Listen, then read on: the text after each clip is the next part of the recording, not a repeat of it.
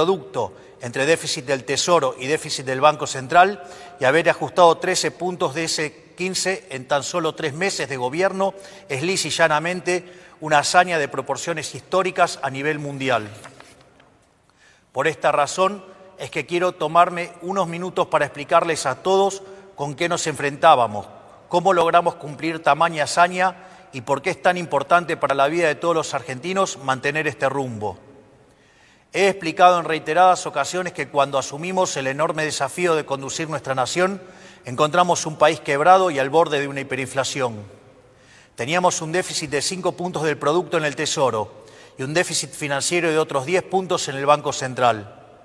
Teníamos una brecha cambiaria de casi 200% entre el dólar oficial y el dólar libre y un sobrante monetario similar al que teníamos en la previa del Rodrigazo, una de las peores crisis de nuestra historia. Sumado a esto, teníamos una deuda no reconocida con importadores por más de 50.000 millones de dólares y una deuda en pesos por el equivalente a 90.000 millones de dólares. El acuerdo con el Fondo Monetario Internacional estaba caído y durante la primera semana de nuestro gobierno la inflación venía corriendo al 1,2% diario.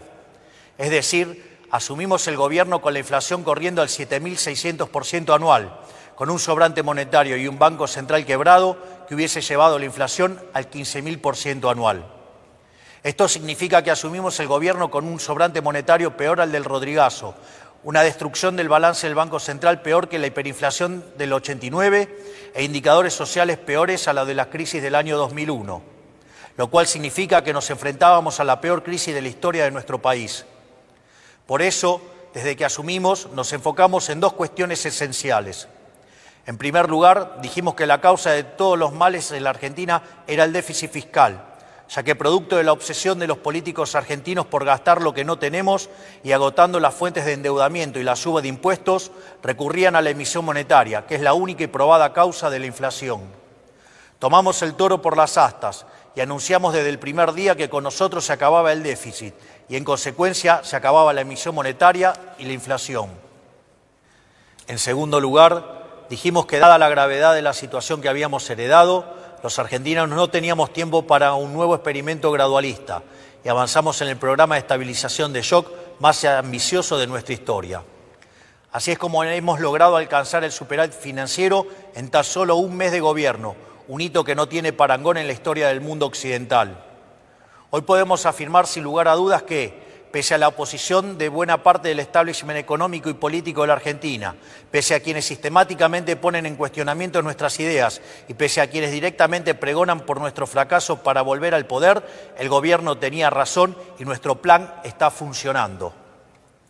Este milagro económico que ha sido lograr superávit financiero trimestral luego de casi 20 años, habiendo recibido la herencia que recibimos, responde, a diferencia de lo que suelen afirmar los que quieren el fracaso de este gobierno, en enorme medida a lo que durante la campaña llamamos motosierra, y no, como dicen algunos, a la licuación del gasto público, método que históricamente se ha utilizado en nuestro país.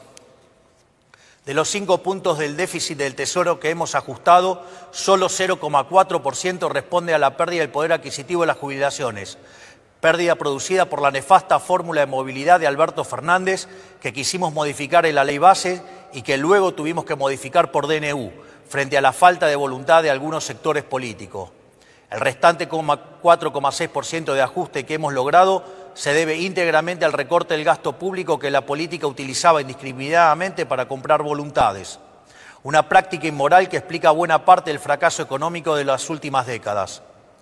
Haber logrado el superávit de la manera que lo hicimos, es decir, priorizando el recorte del gasto y no la licuación del mismo, es extremadamente importante porque le da sostenibilidad a las cuentas públicas y porque por primera vez en mucho tiempo no se le traslada el costo del ajuste a toda la población argentina, sino solamente a aquellos que fueron beneficiados por el modelo empobrecedor del pasado. Para mencionar algunos ejemplos, destacamos la reducción del 76% de las transferencias discrecionales a las provincias, un sistema tóxico con el que el Poder Central repartía recursos de todos los argentinos a unos pocos que se sometían a la voluntad del Gobierno nacional. También una reducción drástica del 87% en la obra pública históricamente vinculada al festival de corrupción que ha sido la Argentina los últimos 20 años, donde se gastaba dinero de los contribuyentes en rutas que no conducían a ningún lado o en obras que se inauguraban 5 veces y nunca se terminaban. En nuestro modelo, las obras de infraestructura pasarán a ser financiadas por el sector privado, de manera tal que efectivamente tendremos las obras que los argentinos necesitamos, evitando que ese dinero termine en los bolsillos de los políticos o sus amigos contratistas del Estado.